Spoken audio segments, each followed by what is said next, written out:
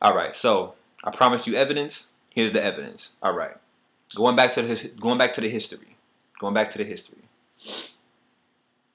Um, so one of the things I had to study when doing the paper that I was talking about was I had to study how the United States developed its economy um, after it became a country, after the revolution in 1776.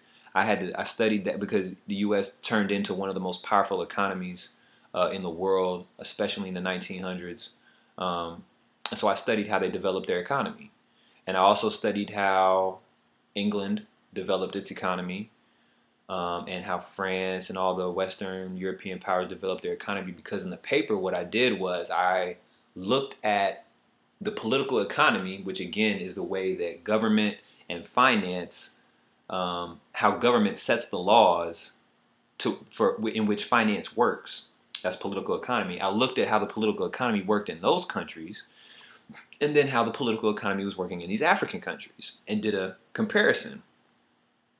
And what I found was that the laws and the economic policies in the African countries were the complete opposite of what they needed to be in order to be successful. And that's because they were the complete opposite of the laws that the U.S. used to build its economy, England used to build its economy, so on and so forth. And again, this deals with, we talked about one big aspect earlier was free trade. There was no free trade in England and the U.S. when they were developing their economies. And with good reason, because you can't invite more powerful, more resourceful, more organized economies and businesses into your country and into your community and expect them to compete and expect your local businesses to compete with that if you're not on that level. It won't compete. It will wipe you out. So there was no free trade. Okay, and I'm gonna give all the evidence to back this up. Trust me, I'm just laying the groundwork right now. So another big principle was the manufacturing. Manufacturing is all it. When I'm talking about these neighborhoods that are thriving, where the dollar. Something else I was gonna say about that real quick, and I know don't lose your place. I was gonna come back. I'm gonna come back. I know where I'm at. In some of these communities, I'm talking modern day now. Modern day. I'm jumping back and forth, but just stay with me. In some of these communities that you see nowadays, where they have community economic principles in place and they have been in place for generations and the wealth has been generated for generations, and you're a part of a network, usually it's based on ethnicity. So you have your Jewish network, you have your white American network, you have your Latino network, you have your Asian network. Right now it's culturally defined, but whatever network you may be a part of, do you know that, okay, again, the reason they're so successful is because the money stays in the community so much. You've heard the analogy, money stays in the community. It flips over, it changes hands 12 times, 13 times, whatever. That's all we're talking about. You know, you come spend your money with me, that's one time. I come spend we're all in the same network. I spend my money with him, that's 2 times. He spends his money with her, that we're all in the network, that's 3 times. You know, it flips like that. So that's spending money in the community. Did you know that if you're a part of something like that, a part of some real old money, and you decide to go outside of the network and spend your money, that the people in your network, if they find out that you spent your money outside the network, you will be ostracized from the network. No one will come, the community will not support you anymore.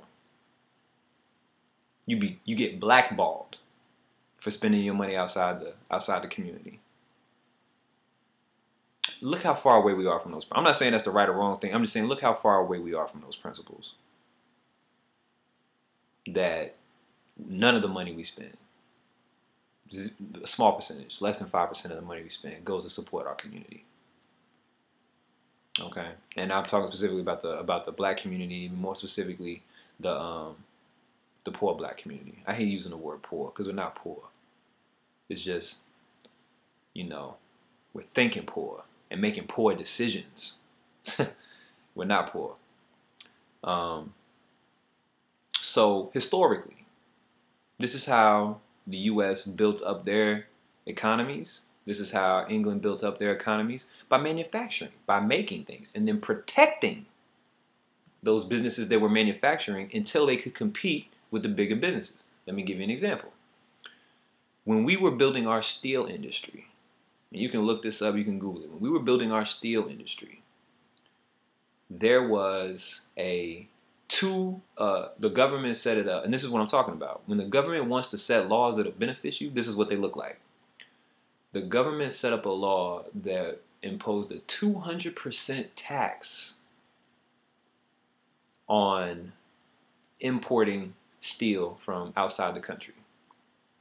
200% markup on purchasing steel outside the country, so that people would be more inclined to purchase our steel. It was also a several 100% increase to the steel industry itself if they wanted to sell steel outside the country. So 200% on the tax coming in, 200% on the tax coming out. Okay, actually I don't know what the tax was coming out. I don't know if it's, but I know if you wanted to purchase it from outside the country, it was 200% markup. So what's that going to do? What effect is that going to have? If you're running a business, you're not going to buy steel from France or wherever if it's 200% more than what they're selling it for off bat. They're selling it for whatever, and then the government is paying, you got to pay a 200% tax on top of that. You're not going to buy that. What are you going to do? You're going to go to them cats in Philly and Pittsburgh that's making the steel, and you're going to say, let me get it. Let me get it, because I can get it from you for cheaper. That's how they encourage the business, right? What they did to the African countries was they gave financial incentives for outside businesses to come into the country. It's a clear dichotomy. To be successful, you had to stop the more advanced, more evolved businesses from coming into the community. But what they did in Africa was they set the law so that it was easier for the businesses to come in. And then, of course, the multinational corporations came in and they wiped the African businesses out. The local businesses stood no chance. Your local textile dealer can't compete with, Macy's or whoever's doing it on the international scale. They can't compete with that. Just like mom and pop can't compete with Walmart. You don't put them on the same playing field. It's not fair. They're going to lose every time. But that's what they're counting on. That's what they're counting on, right? So in order to build up the manufacturing base, and they did the same thing in England. They did the same thing with England with the wool trade. And they did the same thing in England with the wool trade and with the with the Navy or something like something that had to do with the Navy. It was a tax if you wanted to get your product from outside the country and bring it in. And it was a tax. It was a tax to sell your stuff here. It was to sell outside goods within the country. So if you wanted to send it out, or if you wanted to get it from somewhere else, you had to pay a tax that did not make it economically viable for you to purchase that object. So therefore, you did not purchase that product or service, and you purchased it from the local dealer. Which a lot of times they would even give you a subsidy on that, saying if you're going to purchase this within inside the country, we'll give you a discount. Maybe you don't have to pay taxes on it. Maybe you get it for a reduced price. That's how you build industry. That's how you set the laws so that people are successful. So that economies are successful and countries are successful. Those are the laws. Because it encourages local manufacturing, which means you're selling. And that's what we've lost. And that's how we get it back. With the manufacturing, with the producing. That's why we need entrepreneurs to make stuff, to sell stuff to each other. It's the same thing, except on a smaller scale. Just like England was selling wool, just like the U.S. was selling steel, we need brothers and sisters selling soap, selling clothes, selling food, selling electronics, selling hardware, selling services, selling everything. Everything that we need to survive as a society needs to be sold, bought and sold by us, to us.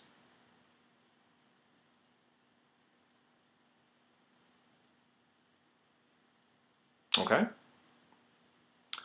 Um, so that's how. So when I saw, okay, so this is bringing it back full circle. So I read up on the principles that made the U.S. successful. I read up on the principles that made England successful. These great, powerful economies, right? And then I saw they were doing the opposite to Africa, right? But then I saw it come back to us because this is where I'm really going to drive this point home is that now our laws aren't set up like that anymore. You've heard of outsourcing, where if I'm Nike and I'm making shoes, I'm gonna take my company to a developing country where I can get that processed for pennies. Pennies. So the financial incentive is there for me to take my production process, which is a manufacturing process, which is what a country needs to be successful. The financial incentive is there for me to take it outside of the country. That doesn't benefit us because now it's not American workers making those shoes, getting paid a wage so that they can spend money in an economy in their communities and live a life, but they're getting some people 10,000 miles away are getting paid pennies to do it. Okay? And the laws are set up to encourage that because there is no penalty. It's only a benefit. Got me spitting on the screen. It's only a benefit. Okay? If they wanted to stop that, they would charge the same. They would do the same thing.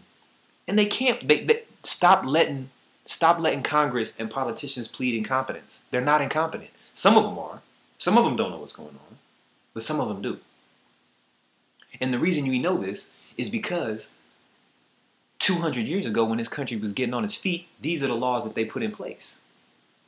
And now these are the laws that they're running from because they don't want those laws in place because they want the country to fail economically. For reasons that, you can get into a bunch of conspiracy theories about why or why not.